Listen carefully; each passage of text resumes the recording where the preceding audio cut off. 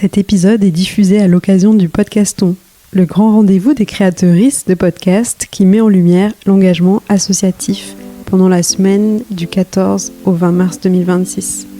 Pour en savoir plus, rendez-vous sur le site podcaston.org. Bonne écoute!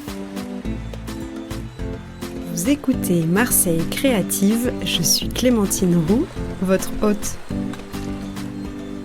Dans ce podcast, découvrez les histoires d'artistes, d'artisans, de chefs, de designers, mais pas que. Vous entendrez des personnes engagées, marseillaises d'origine ou d'adoption, connues ou moins connues, qui font bouger Marseille grâce à leurs mains, leurs yeux et leur cœur. Bienvenue dans Marseille Créative, le podcast qui met en lumière les créatives et les créatifs marseillais.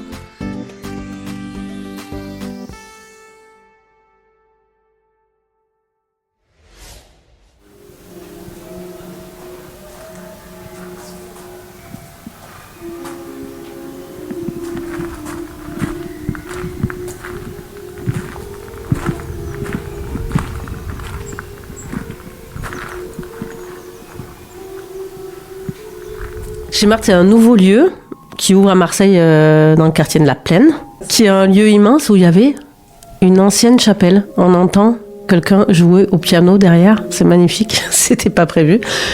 Chez Marthe, c'est un lieu qui appartenait au diocèse et où il y avait des religieuses avant. Ce lieu, on va l'occuper pendant une durée d'un an avec un projet interassociatif, on va dire, avec une partie hébergement de femmes à la rue qui sont issues du 115, avec d'autres femmes qui ont aussi besoin de se loger, qui sont plutôt des étudiantes précaires, et avec toute une partie coworking et développement de projets en faveur des femmes qui développent le pouvoir d'agir, etc. Le pari, c'est de se dire, si dans le même lieu, on met des femmes qui montent des projets et des femmes qui ont vécu des difficultés de parcours, ben, quel impact ça a, et sur elles, et sur nous. Et est-ce que ce projet peut marcher et peut exister ailleurs, et est-ce que c'est bénéfique, etc. Donc c'est un incubateur. C'est un lieu où on va faire des tests, où on va voir quel impact ça a, où on va voir comment on vit ensemble. Comment ces femmes vivent ensemble avec leurs parcours différents, leurs talents, ce qu'elles ont apporté au monde. Qui est derrière l'initiative ? Moi, j'ai rêvé ce projet dans ma tête, on va dire. C'est le mélange de mon engagement pour le logement à Marseille depuis quasiment 30 ans et mon parcours professionnel dans le logement. Et un mélange d'engagement féministe et de croyances profondes que la sororité peut déplacer des montagnes et que si on se fait la courte échelle, on va y arriver à changer le monde. Donc voilà, c'est un mélange des deux. Moi, j'étais engagée dans une association qui s'appelle les Sista, qui est ici sur ce lieu, qui regroupe 200 femmes des 4 coins de Marseille. Et ces femmes ont été là pour moi à un moment difficile de ma vie, il y a 2 ans à peu près.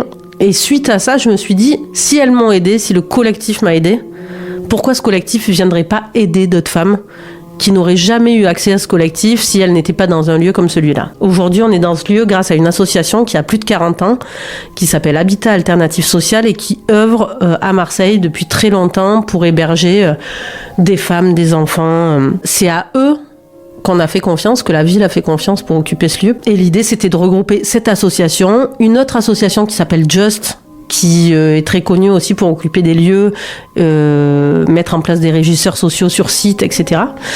Et on a les petites cantines.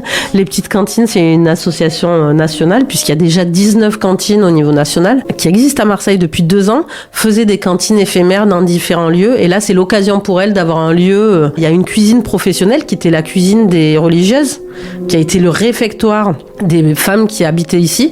Et elles collaborent évidemment au lieu. Les gens viennent cuisiner. Les bénévoles viennent cuisiner et après mangent avec les convives. Et voilà, c'est une cantine à prix libre. Qui es-tu et quel est ton rôle dans l'association ? Alors moi, je suis Véronique Hérault. Je suis une femme multiple puisque je suis engagée sur diverses causes. La question de l'hébergement et du logement, c'est quelque chose qui me tient particulièrement à cœur. Je crois que si on n'a pas un toit sur la tête, on peut pas être bien. Donc on peut pas créer, on peut pas vivre, etc. Donc la question du logement pour moi elle est essentielle et c'est la base pour pouvoir avancer. Qui je suis aussi une femme engagée sur le droit des femmes. Je suis aussi une maman. Et voilà, ce projet il s'appelle Chez Marthe, un hommage à ma grand-mère, qui était une femme exceptionnelle, qui était dans l'inconditionnalité d'accueil. Tu vois, chez elle, t'es arrivé, tu pouvais t'asseoir, il y avait un café, un gâteau, qui que ce soit rentré était là. Souvent, je raconte que quand j'arrivais chez elle, des fois, il y avait quelqu'un qui était assis à la table et je lui disais « Mamie, c'est qui ?» Elle me disait « Je sais pas ». Et c'était ça, c'était l'inconditionnalité d'accueil. Et ça résonne aussi avec l'engagement d'HAS, puisque c'est un des piliers de cette association qui est de dire on accueille de façon inconditionnelle. Aujourd'hui, les femmes qui sont là vont arriver de façon inconditionnelle, que ça soit avec des problématiques de santé mentale, d'addiction, avec des animaux aussi, on accueille aussi avec les animaux. Et voilà, tout ça résonne, c'est un peu comme si d'un coup, tout s'était aligné.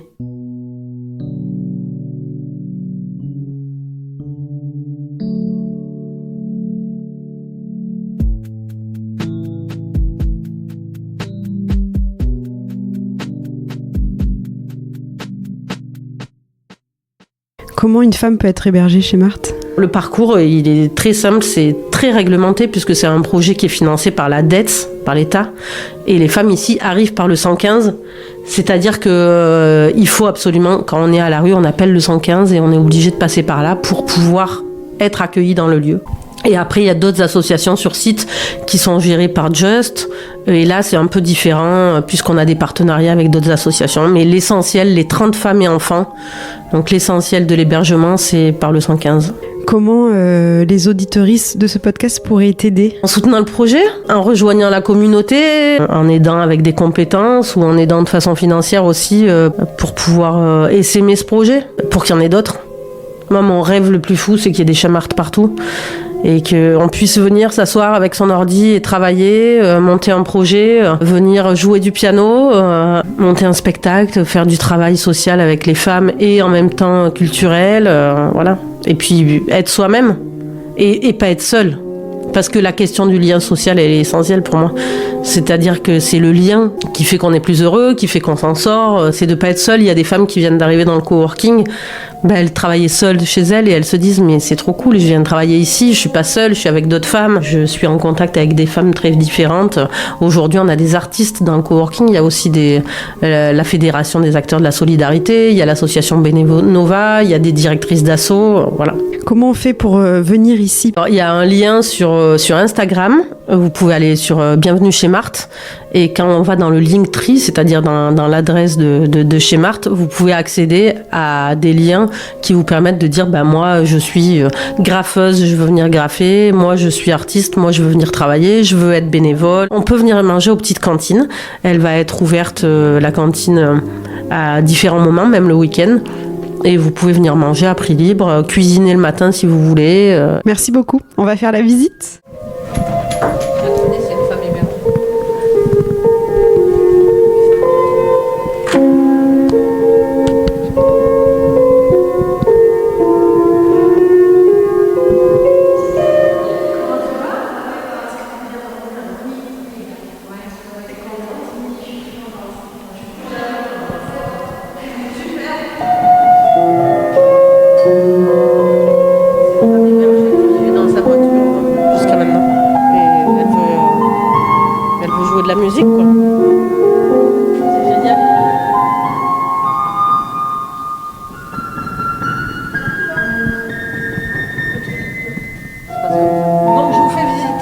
Je parle, on va fermer, on laisse ouvert pour je prends la clé alors là c'est... On te suit, ouais, c'est le bureau. Là vous avez vu, c'est le bureau de coworking. Salut. Elle m'a dit que j'allais passer. Non, oui, bonjour. Allez, suivez-moi, je vous en prie. Allez, ici tu vois il y a des chambres déjà. Ici il y a des chambres mais qui sont transformées en bureau. Ok. Là, il y a Bénénova et là-bas au bout, on garde 3 chambres qui pourront servir pour des dames s'il y a des problèmes sur notre bâtiment, mais essentiellement elles sont là-bas. On arrive dans la chapelle. Ouais, c'est bon, je vous fasse faire une photo. Ah oui, grave.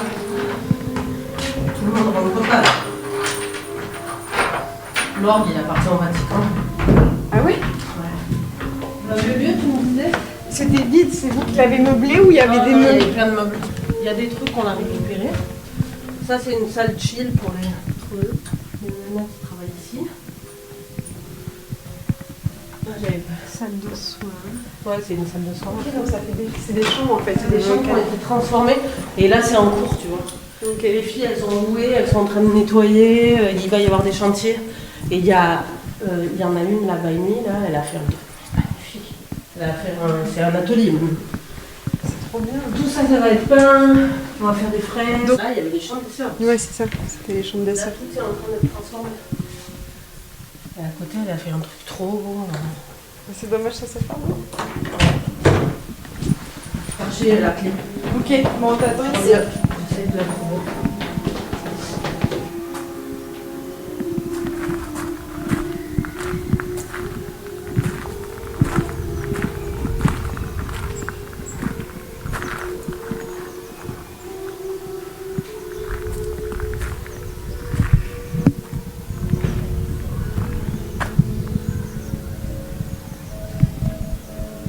Tu vas te transformer en passe-partout avec toutes les clés autour de ça.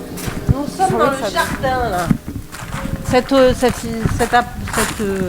Celui-là, il n'est pas occupé. Ce bâtiment, il n'est pas occupé. Ce bâtiment, il est sécurisé, c'est pour ça qu'il y a des D'accord, ça fait moins de place. C'est dommage parce qu'il y a 5 chambres avec salle de bain, il y a un théâtre. Ah ouais. C'est vraiment un lieu magique et improbable. Tu vois. Je sais pas s'il y aura des chambres ouvertes par contre. Je sais pas s'il y en a une qui est ouverte. C'est un peu toutes les mêmes. Il y en a qui ont des salles de bain, il y en a qui en ont pas. Ok. Tu vois là, il y a une... Il y a une petite douche. Ouais. Des fois il y a des douches et des lavabos, des fois il y en a pas. Et il y a 2 étages comme ça. Ça va? Ça te plaît? Ouais. Je suis contente. Tu vas pouvoir te poser. Tu vois l'église elle est là. Ah oui. Bah de là-haut on la voit encore plus, on a l'impression d'être là. Oh, il y a un matelas de place ici. Donc pareil, on a plein de dons. On va essayer d'aller aux petites cantines. Pareil, il y a un autre étage là-haut, donc il y a plein de chambres. Et donc les dons, vous en avez, enfin vous avez trop de dons, donc ça sert à rien de demander. Si, mais de il relier ça. en cible en fait. Ouais. Là on cible les dons. Donc là c'est la cuisine La collective. cuisine. Qui veut faire la cuisine? Tu fais la cuisine plein de monde. Et les petites cantines, c'est encore en par bas. là-bas, tu vois. Et on peut y rentrer depuis là. C'est ouvert, c'est les petites cantines. C'est le... Donc là, c'est toute la cantine. C'est grand. Regarde, la salle, on a mangé à 50 déjà. C'est trop bien. Ah ouais, à 50 ici. Ouais. Et tout le long, il y a une fraise. Les Et rencontres donc, du goût. tu rentres par là. Ah, c'est ça, il y a une Tu entrée rentres par autonome. là, il y a des toilettes sèches là. Et je vais vous montrer la cuisine collective aussi. Et c'est quelle rue là? Rue Barbarou. Ok. Je te regarde, je me dis, elle est extraordinaire, Diane.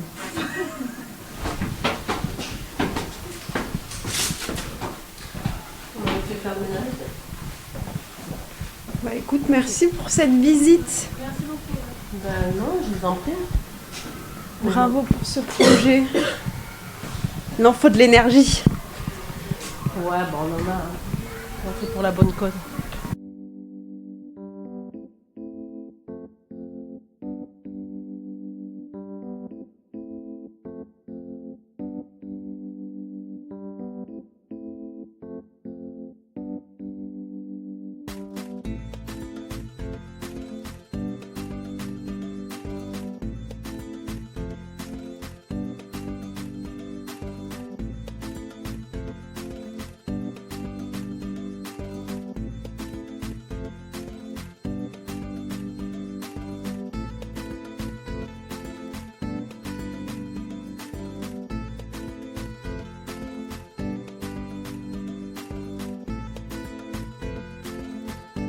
Merci d'avoir écouté cet épisode jusqu'au bout. Pour m'aider à le faire connaître, n'hésitez pas à le partager autour de vous et à mettre 5 étoiles sur Spotify et Apple Podcasts. D'avance, un grand merci pour votre soutien et je vous donne rendez-vous dans 15 jours pour un nouveau portrait marseillais. À bientôt!